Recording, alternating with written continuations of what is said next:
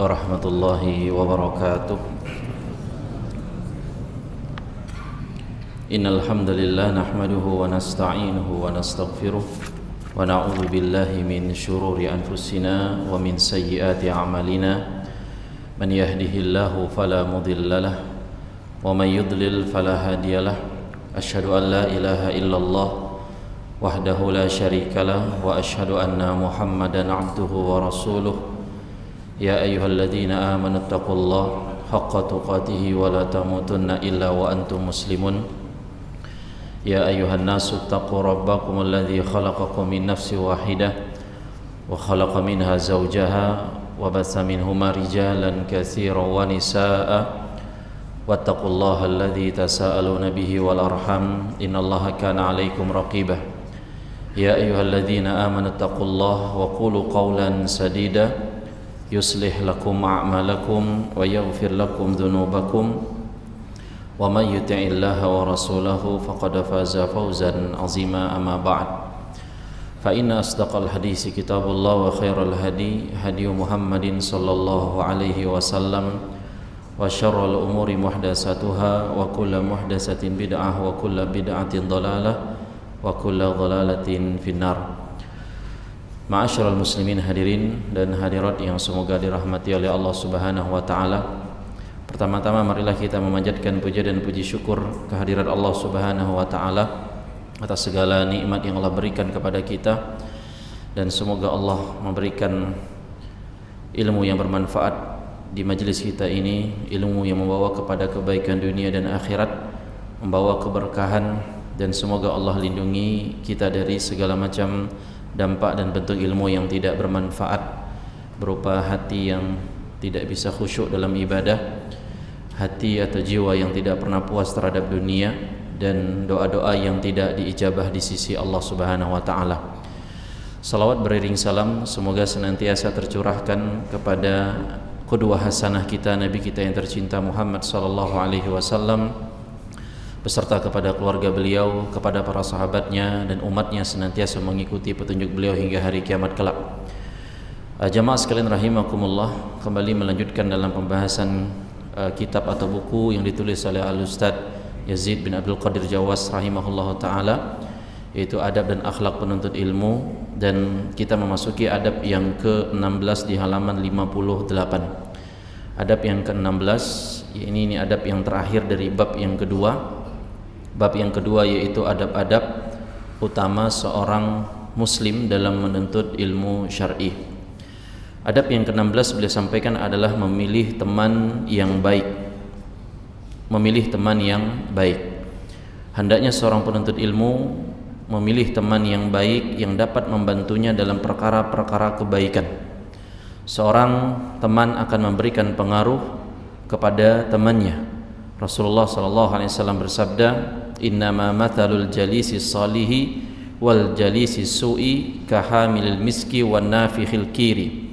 Perumpamaan, kata Nabi, teman yang baik dan teman yang buruk hanyalah seperti penjual minyak wangi dan pandai besi.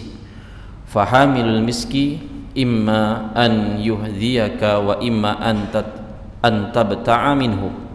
Adapun penjual minyak wangi, kata Nabi, bisa jadi dia memberimu minyak wangi tersebut atau engkau membeli darinya minyak wangi. Atau juga kata Nabi, wa imma an tajida minhu rihan thayyibatan, atau engkau paling tidak mendapatkan harum yang wangi darinya. Wa nafikhul kiri, adapun pandai besi, kata Nabi, imma an yuhriqa thiyabaka, dia dapat membakar bajumu. Wa imma an tajida rihan khabithatan, atau engkau mendapatkan bau yang tidak sedap. Hadis sahih diriwayatkan oleh Imam Ahmad, Bukhari dan yang lainnya. Imam An-Nawawi rahimahullah wafat di tahun 676 Hijriah, berkata berkaitan tentang hadis ini, beliau menyampaikan bahwa dalam hadis ini terdapat keutamaan bermajlis dengan orang-orang soleh, orang-orang yang memiliki kebaikan, akhlak mulia, wara', ilmu dan adab. Dan di dalamnya juga terdapat larangan bermajelis dengan pelaku kejahatan, ahlul bid'ah, orang-orang yang membicarakan aib orang lain dan yang selainnya dari berbagai macam perbuatan tercela. Kemudian Rasulullah sallallahu alaihi wasallam bersabda, al-mar'u ala dini khalilihi, seorang berada di atas agama temannya. Dan kemudian kata Nabi, falyanzur ahadukum man yukhalil, maka hendaklah salah seorang di antara kalian melihat kepada siapa dia berteman. Dan kemudian penulis rahimahullah menyampaikan, apabila temannya baik maka baik pula pengaruhnya, dan apabila temannya jelek maka jelek pula pengaruhnya. Syekh Ibnu Mani rahimahullah berkata, ketika beliau berwasiat kepada para penuntut ilmu, hendaknya seorang penuntut ilmu berhati-hati dari berteman dengan orang-orang bodoh, rusak, dan memiliki cacat di mata masyarakat dari perkara yang baik, karena berteman dengan mereka akan menyebabkan seseorang tercegah dari kebaikan-kebaikan dan juga menyebabkan kesengsaraan. Dan di paragraf terakhir beliau menyampaikan, bisa jadi seorang penuntut ilmu dicegah dari mendapatkan ilmu yang bermanfaat disebabkan karena temannya yang jelek. Maka berhati-hatilah dalam memilih teman, karena teman yang jelek akan merusak kita tanpa kita sadari. Jamaah sekalian rahimakumullah, ini akhir dalam bab atau bab yang kedua di adab yang ke-16. Penulis menyampaikan tentang di antara adab utama seorang penuntut ilmu adalah memilih teman-teman yang baik. Di sana beliau rahimahullah menukilkan di bagian pertama hadis dari Rasul kita SAW tentang perumpamaan orang yang bergaul dengan orang soleh dengan orang yang jahat. Nabi SAW memberikan perumpamaan atau analogi sederhana, berteman dengan penjual minyak wangi dan berteman dengan orang yang bekerja sebagai pandai besi atau yang membuat pedang, senjata, dan yang semisalnya, yang bergulat dengan api, bakaran, dan bau, dan sesuatu yang konotasinya berat. Dan analogi seperti ini itu sering juga digunakan oleh Allah Tabaraka wa Ta'ala dalam Al-Quranul Karim. Di antaranya seperti Allah ketika menjelaskan tentang tauhid. Tauhid diumpamakan, dianalogikan oleh Allah dalam Al-Quran seperti kasyajaratin thayyibatin, seperti pohon yang baik. Dan perumpamaan dalam Al-Quran, perumpamaan dalam hadis Nabi ini adalah metode yang sangat membantu seseorang agar bisa menangkap pesan dari Allah dan Rasul itu lebih mudah, agar dia lebih mengerti. Dan hadis ini sekali lagi jamaah rahimakumullah, perintah, anjuran, motivasi dari Nabi SAW yang tercinta untuk kita itu duduk dan bersahabat bersama orang-orang soleh. Dalam lafaz yang lain disebutkan oleh Imam Nawawi bahwa di antara karakteristik teman yang soleh itu adalah mereka yang menjaga muru'ah, mereka yang menjaga muru'ah, berakhlak mulia, wara', berilmu. Maka ini pesan dari Nabi SAW, bertemanlah dengan orang-orang yang bisa menjaga muru'ah. Dan pertanyaannya sekarang, apa itu muru'ah? Muru'ah itu adalah nilai-nilai baik di masyarakat, kemudian menjadi sebuah kultur, di masyarakat yang kalau kita acuhkan atau kalau kita tidak kerjakan atau malah kita selisihi dari muru'ah tersebut, kita langgar, kita tabrak, maka kita akan mendapatkan catatan dalam penilaian masyarakat, walaupun itu secara hukumnya bukan haram. Biasanya dikenal dengan nilai kepantasan, tidak elok dilihat. Sebagaimana misalnya seorang laki-laki pergi keluar rumah nggak pakai atasan apa-apa, hanya pakai bawahan dari pusar sampai ke mata kaki. Dia ke walimahan, ke pasar, bertelanjang dada bahasanya. Kalau ditanya apakah hukumnya haram, jawabannya tidak. Tapi ini nilai, ini muru'ah, nilai-nilai kepantasan yang bertemanlah sama orang-orang yang menjaga muru'ah. Bertemanlah, dan termasuk teman yang dimasukkan dalam hadis Nabi ini adalah mereka yang menjaga muru'ah. Kalau ditanya haram atau halal, ya nggak haram Anda keluar rumah bertelanjang dada bagi laki-laki, ya. Bagi laki-laki nggak haram, tapi secara muru'ah ini nggak pantas, nggak elok, dan bukan etikanya seorang muslim berbuat demikian. Maka ini yang harus diperhatikan, terutama dalam berteman, bersahabat, dan berkawan. Harus punya karakteristik dalam bersahabat atau memiliki teman dekat itu. Orang-orang, kata Imam Nawawi, punya muru'ah, menjaga muru'ah, berusaha menjaga nilai-nilai yang ada di masyarakat, patut nggak patutnya. Walaupun sekali lagi kami tekankan bahwa ini tidak haram, tidak melanggar sesuatu yang diharamkan oleh Allah atau syariat agama ini. Maka ketika orang yang menjaga muru'ah jamaah, para ulama katakan mereka lah orang-orang yang akan lebih menjaga dan tidak melanggar sesuatu yang diharamkan sama Allah.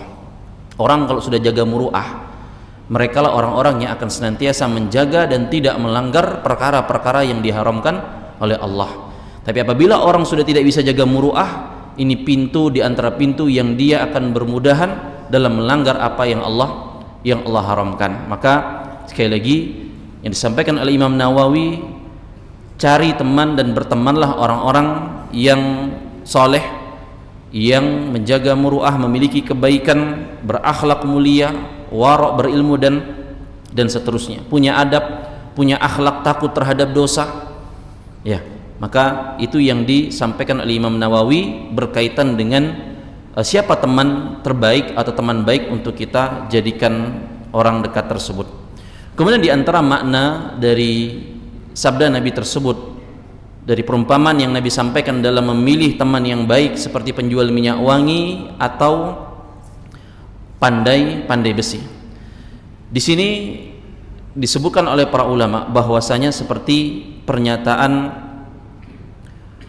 para ulama bahwasanya hidup atau berteman dengan sahabat yang baik, sahabat yang terpercaya, sejatinya adalah sesuatu yang langka atau sedikit minoritas.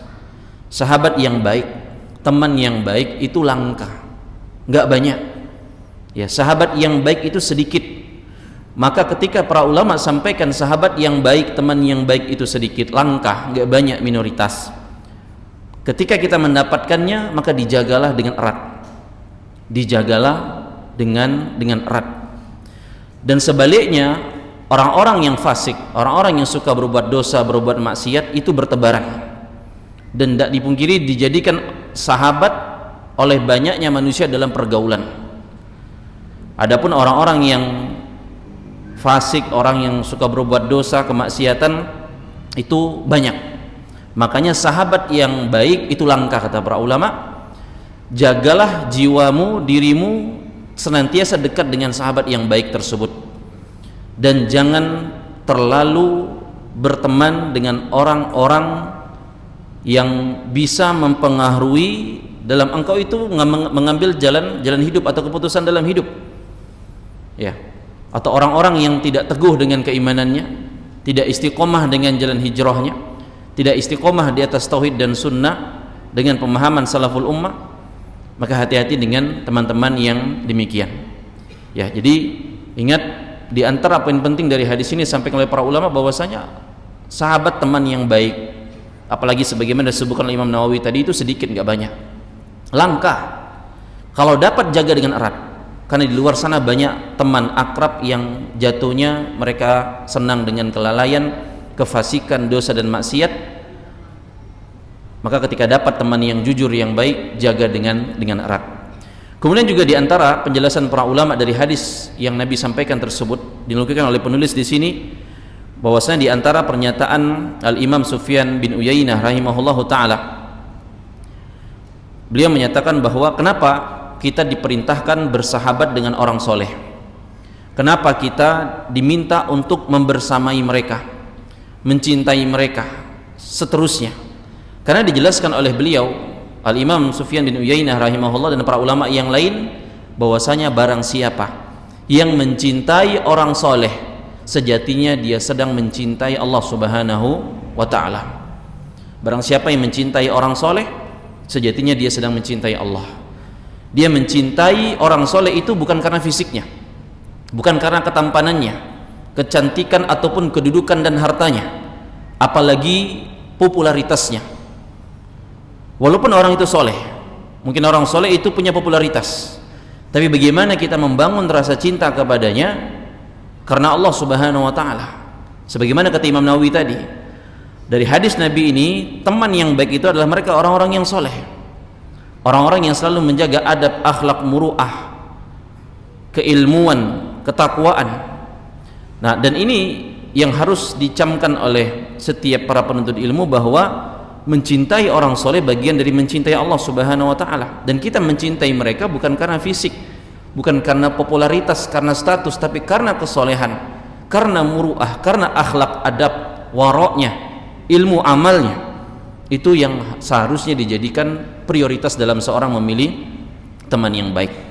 Kemudian juga di antara makna hadis ini, dari perumpamaan yang disampaikan oleh Nabi kita sallallahu alaihi wasallam, teman yang baik seperti penjual minyak wangi, dan teman yang buruk seperti pandai besi, seorang yang membuat senjata. Dalam hadis tersebut Nabi menyebutkan tentang bahwasanya kalau engkau berteman dengan pandai besi, dia akan yuhdhiyaka, memberimu. Dan kalimat ini memberikan pelajaran, kata Al-Imam An-Nawawi rahimahullahu taala, yuhdhiyaka, memberimu di situ. Dalam penggalan kalimat tersebut, fahamilul miski imma an yuhdhiyaka wa imma an tabta'a minhu. Yuhdhiyaka, memberimu, itu kata Imam Nawawi rahimahullahu taala memberikan faedah pelajaran bahwasanya hadis ini menjadi larangan untuk duduk dan membersamai orang-orang yang melakukan keburukan atau kejahatan atau kerusakan, diantaranya seperti orang-orang yang beribadah menyelisihi Rasulullah SAW, yang tidak didukung dengan dalil yang sahih yang dijelaskan oleh para ulama dalam ilmu usul agama. Orang-orang yang jelas terang-terangan berbuat kemaksiatan, kedurhakaan kepada Allah, orang-orang yang berbuat kefajiran atau dosanya banyak berbuat dosa, atau melakukan berbagai macam hal yang batil dan hal-hal yang lain yang tercela. Jadi faedah dari kalimat Nabi SAW ketika menyampaikan yuhdhiyaka, kalau engkau duduk sama tukang minyak wangi, sama tukang pandai besi, dia akan kasih engkau, akan memberimu. Di sini terkandung larangan untuk duduk kepada karakteristik orang-orang tersebut. Makanya perintahnya adalah duduklah bersama orang-orang soleh. Maka sebaliknya kita dilarang duduk bersama, ngumpul bareng bersama orang-orang yang buruk, orang-orang yang melakukan dosa dan kemaksiatan, apalagi itu menjadi sebuah atau bagian dari kehidupannya. Mungkin dari penjelasan ini akan muncul pertanyaan, terus bagaimana orang-orang yang menyimpang, orang-orang yang tersesat? Pengecualian yang disebutkan oleh para ulama di sini adalah dalam rangka mendakwahi dan mengarahkan. Adapun dalam rangka mendakwahi dan mengarahkan, dengan catatan jangan sampai Anda tenggelam bersama pola mereka. Jangan sampai tenggelam dengan pola mereka. Karena kalau Anda tenggelam dengan pola mereka, awalnya mau mendakwahi, mengarahkan, malah kita yang didakwahi, malah kita yang diarahkan. Dan ini menjadi masalah besar. Dan dari sini juga para ulama katakan tidak boleh duduk bersama mereka. Tidak boleh duduk bersama mereka. Karena awalnya mungkin niatnya mendakwahi, mengarahkan, malah menjadi sebaliknya. Ini dijelaskan oleh Imam Nawawi berkaitan dari sabda Nabi tersebut tadi, bahwa jangan bersahabat dengan mereka. Dan disinilah para ulama kita seperti Imam Nawawi itu sangat dalam memahami hadis Nabi. Hanya dari penggalan kalimat yuhdhiyaka, memberimu, beliau katakan, jadi kalau teman dudukmu itu adalah sesuatu yang bisa memberimu, mempengaruhimu. Disinilah bagaimana para ulama mengerti dampak dan akibat yang mereka sangat paham dari Al-Quran dan hadis-hadis Nabi SAW. Dan para ulama bukan bermaksud buruk, jamaah. Mereka bukan bermaksud tidak baik, ingin memisahkan sebagian pihak dengan persahabatannya atau komunitasnya, bukan. Tapi disinilah dalamnya pemahaman mereka. Mereka ingin menjelaskan bagaimana cara bergaul dan apa yang menyelamatkan kita di dunia dan di akhirat. Karena ketika kita mengabaikan dalam permasalahan seperti ini, kita akan terbawa. Ya, ingat hadis ini bahwa kita akan terjatuh dalam dua kemungkinan.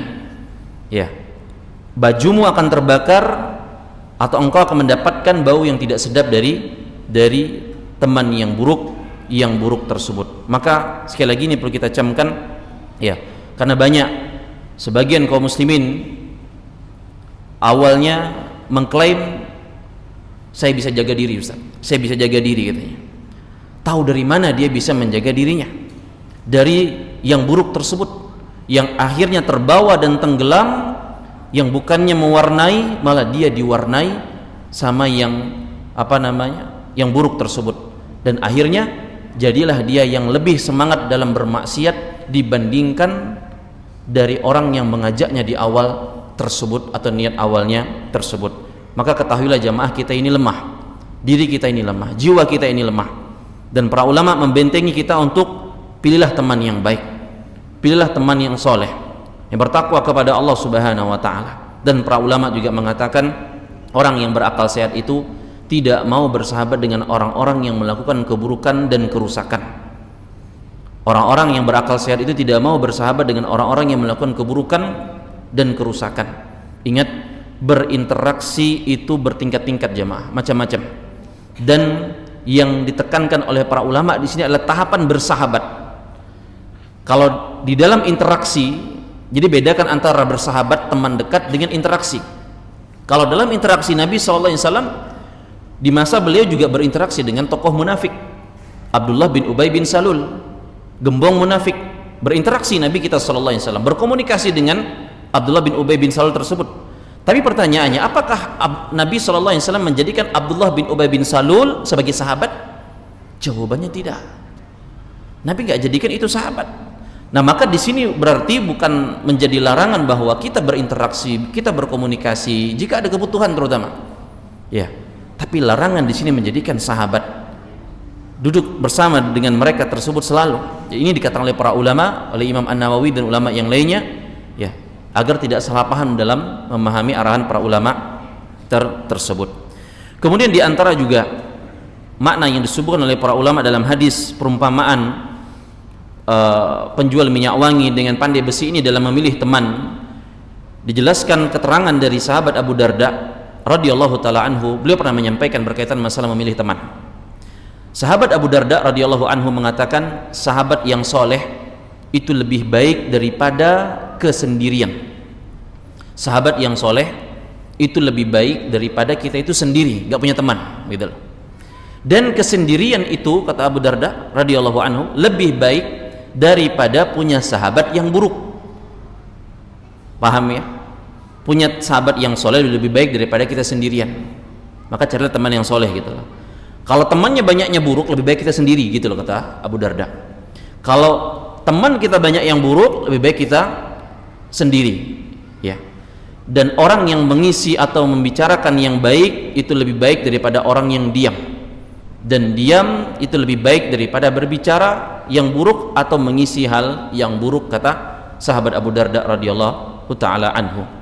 Nah, di sini jamaah sekalian rahimakumullah, konsep yang disampaikan oleh sahabat Abu Darda, semoga Allah meridhoinya, bahwa kalau punya teman yang soleh itu lebih baik daripada kita itu sendirian. Dan hidup sendirian lebih baik daripada kita hidup sama teman-teman yang buruk, yang mengerjakan kemaksiatan, apalagi kemaksiatan level besar, kesyirikan, kebid'ahan, atau perbuatan-perbuatan keji yang lainnya. Maka di sini kaidah penting kembali dari saran Nabi kita SAW dalam memilih teman yang baik, dengan perumpamaan penjual minyak wangi dan pandai besi. Maka ini perlu kita perhatikan dengan sebaik-baiknya, bahwa ketika seorang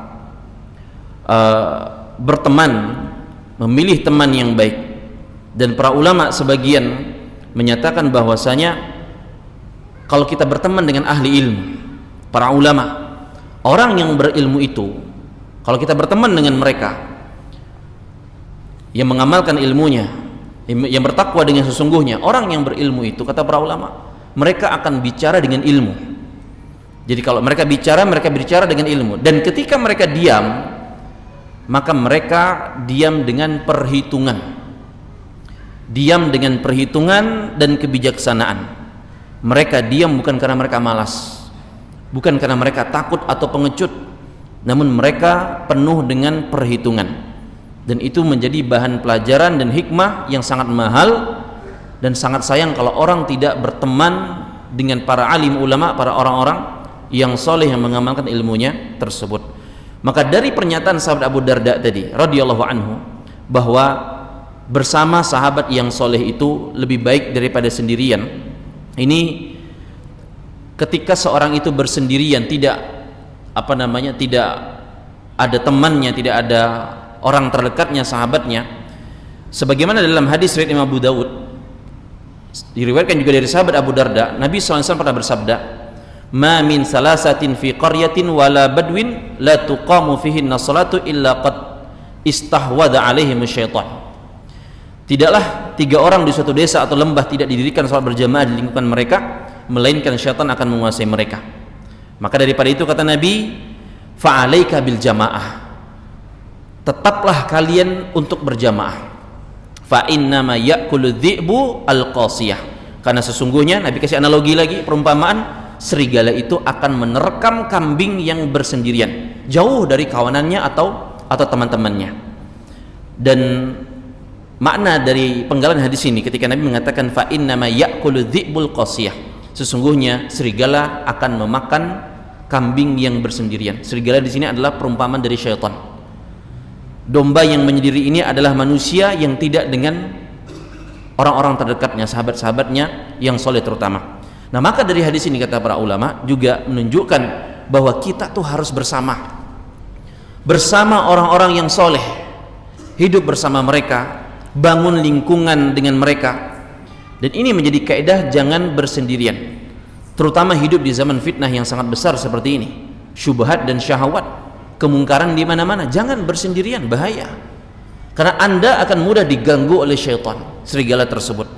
Tapi ketika Abu Darda tadi di awal kita sampaikan bahwa beliau katakan kesendirian itu lebih baik daripada punya teman-teman yang buruk, yang jahat, yang suka berbuat dosa kemaksiatan.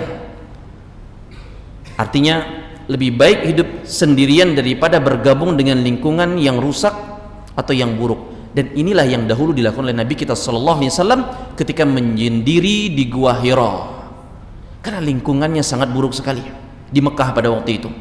Lingkungannya sangat buruk sekali. Ada momennya memang kadang kita menyendiri, memisahkan diri dari lingkungan, komunitas, tempat yang buruk tersebut.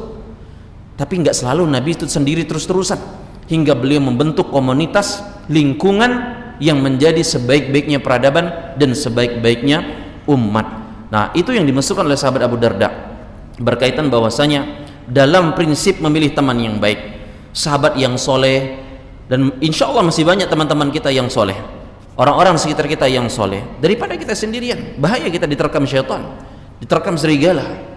Karena pergaulan yang soleh itu akan saling menasihatkan tanasuh, akan menjadi teladan iman dan adab, dan perlindungan dari gangguan syaitan. Karena Nabi tadi katakan fa innama ya'kulu dhi'bul qasiyah, serigala hanya akan memangsa kambing yang terpisah dari rombongannya.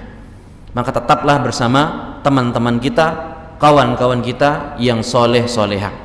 Kemudian jamaah sekalian rahimakumullah, di antara makna hadis Nabi berkaitan teman yang soleh seperti penjual minyak wangi dan teman yang buruk seperti orang pandai besi, ada ungkapan yang indah juga datang dari salah seorang ulama salaf yang bernama Malik bin Dinar rahimahullahu ta'ala.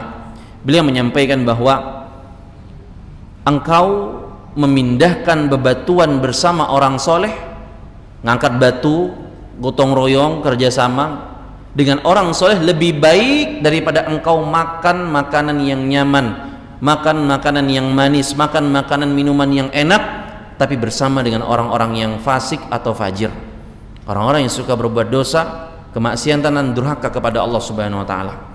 Kata Malik bin Dinar rahimahullah, engkau itu lebih baik kerja gotong royong capek-capek kotor-kotor tapi sama orang soleh, dibanding duduk nyantai nyaman makan makanan yang enak, yang manis, yang nyaman, tapi bersama orang-orang fasik sama orang-orang fajir. Poinnya yang disampaikan oleh Malik bin Dinar di sini rahimahullah taala, walaupun bersama orang-orang fasik fajir, orang-orang yang suka membangkang Allah Subhanahu wa taala, dengan segala kenyamanan yang kita rasakan di tempat tersebut, jangan Anda lakukan dan jangan Anda masuk ke dalamnya.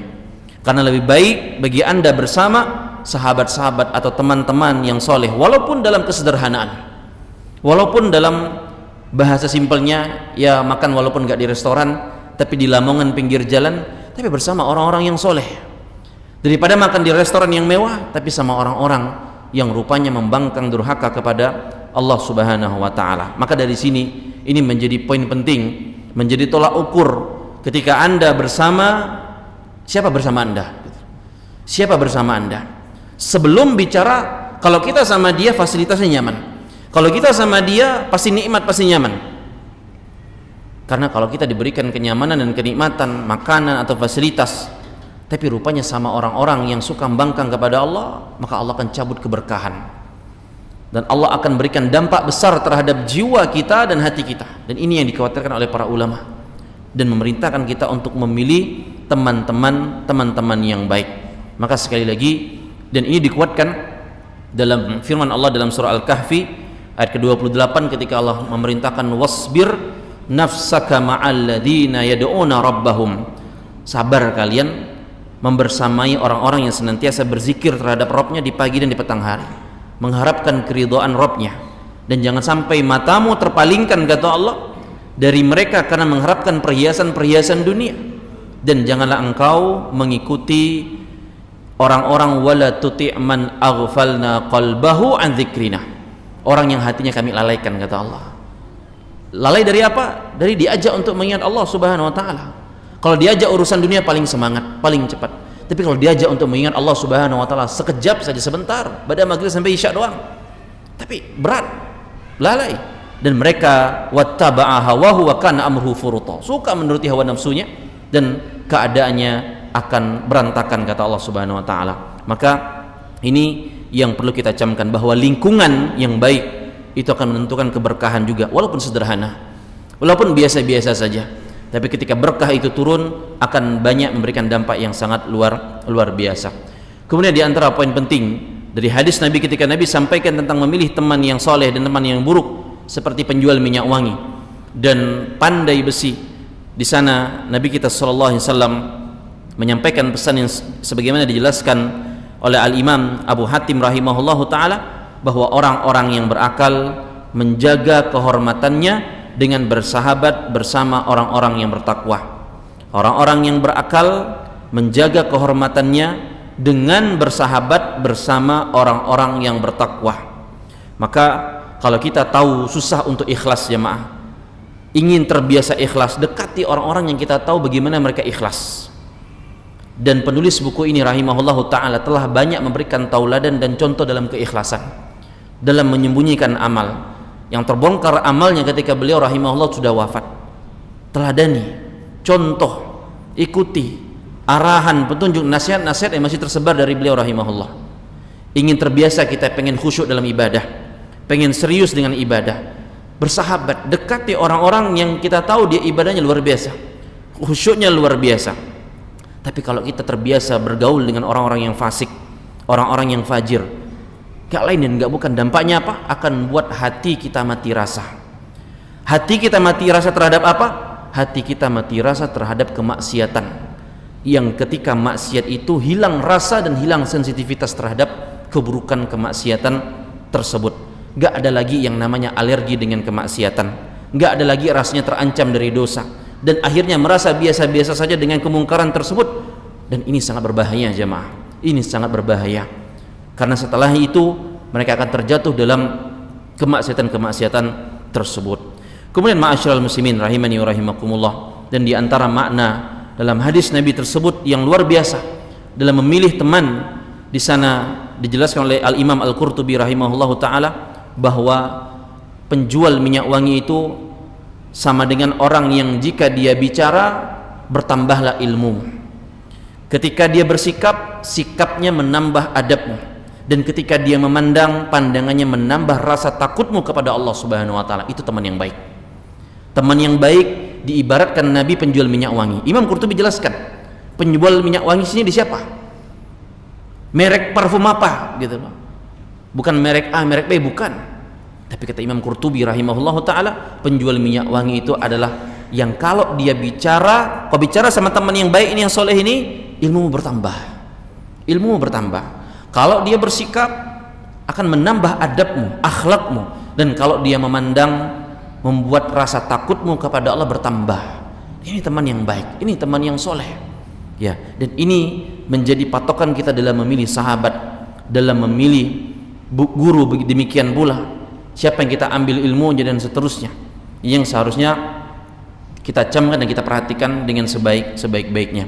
Dan para ulama juga menjelaskan kembali dari hadis Nabi SAW ini dalam memilih teman yang baik, dalam memilih teman yang soleh, adalah diantara yang mereka sampaikan bahwa bersahabat dengan orang soleh itu akan mudah dibangun. Bersahabat dengan orang soleh itu susah dipecah belah, susah. Dan bersahabat dengan orang soleh itu minim akan pengkhianatan dan minim akan yang namanya kebohongan. Sebaliknya bersahabat dengan orang fasik itu susah, sulit bangunnya, dan kadang mudah pecahnya, mudah hancurnya. Dan sahabat dengan orang yang fasik itu akan penuh dengan prasangka-prasangka buruk dan racun-racun hati yang merusak hati seorang hamba. Dan kemudian yang terakhir yang dijelaskan oleh para ulama bahwa hadis Nabi ini penuh pelajaran, seperti kata Imam Abu Hatim rahimahullah, bahwa bersahabat dengan orang yang buruk, orang yang toleh, itu ibarat sepotong dari neraka. Itu ibarat sepotong dari neraka. Kenapa? Karena kata Imam Abu Hatim rahimahullah, mereka akan menjerumuskanmu, mereka akan menanamkan prasangka-prasangka buruk kepadamu, dan mereka akan menurunkan iman dan amalmu. Inilah diibaratkan oleh Imam Abu Hatim bahwa bersahabat dengan orang yang buruk itu ibarat sepotong bagian dari neraka. Dia akan jerumuskan engkau, dia akan menanamkan prasangka-prasangka buruk kepada engkau, dan juga akan menurunkan iman dan amal solehmu tersebut. Ma'asyiral muslimin rahimakumullah, maka ini akhir dalam pembahasan adab yang ke-16 dalam memilih teman yang baik. Maka semoga Allah Subhanahu wa taala menganugerahkan kepada kita teman-teman yang baik dan mampu memilih dan memilih teman-teman yang soleh, yang baik dan bertakwa kepada Allah. Amin ya rabbal alamin. Kita bacakan pertanyaan. Bismillah, semoga Allah selalu beri perlindungan dan keberkahan bagi Ustadz dan keluarga, amin wa iyyakum. Afwan izin bertanya Ustadz, bagaimana seharusnya sikap kita sebagai seorang muslim dengan adanya fenomena perang antara Iran dan Israel? Di satu sisi kita sedikit gembira dengan serangan terhadap Zionis, dan satu sisi kita juga sangat sadar bagaimana Iran dengan Syiahnya tersebut. Jazakumullahu khairan. Wa jazakumullahu khairan. Hadirin dan hadirat sekalian yang semoga Allah muliakan rahimakumullah. Ini pemberitaan yang tidak dipungkiri ramai dibicarakan antara serangan Iran terhadap Israel dan serangan balik dari Israel tersebut. Dan tak dipungkiri juga muncul pertanyaan di hati kita bahwa bagaimana sikap kita? Apa sikap kita sebagai seorang muslim? Di satu sisi senang melihat Zionis diserang, tapi di sisi lain kita tahu yang menyerang adalah Iran dengan Syiahnya, dan paham mereka yang menyimpang. Bagaimana seharusnya kita menghadapi yang demikian seperti ini? Yang pertama, kita harus tahu siapa yang kita hadapi. Kita harus tahu siapa yang kita hadapi. Israel, Yahudi itu musuh nyata kaum muslimin, telah menjajah Palestina, membantai saudara-saudari kita, dan jelas-jelas kafir yang diperangi. Sedangkan Iran yang mengaku tanda kutipnya muslim, tapi mayoritas pemimpinnya, tokoh-tokohnya adalah menganut paham Syiah Rafidhah, yang penyimpangannya nggak kaling-kaling juga dalam masalah akidah atau keyakinan. Mereka mencela sahabat Nabi, mengkafirkan Abu Bakar, mengkafirkan Umar radhiyallahu taala anhuma. Dan maka daripada itu kita tidak boleh dukung Iran secara akidah. Kita tetap berlepas diri dari kesesatan-kesesatan mereka.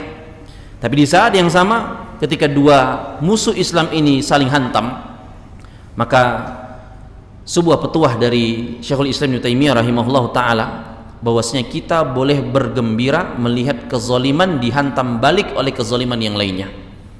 Kita boleh bergembira melihat kezaliman dihantam balik oleh kezaliman yang lainnya, karena itu paling tidak bisa meringankan penderitaan kaum muslimin.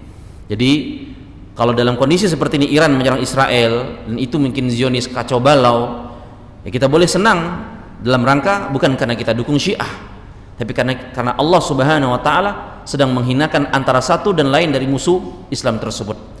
Dan ketika dilihat dari segi atau secara politik, Syekh bin Baz, Syekh Utsaimin rahimahumullahu taala, beliau pernah menyatakan tentang boleh mengambil bantuan dari pihak non muslim untuk menghadapi musuh yang lebih besar, asalkan tujuannya jelas dan tidak merusak prinsip-prinsip agama.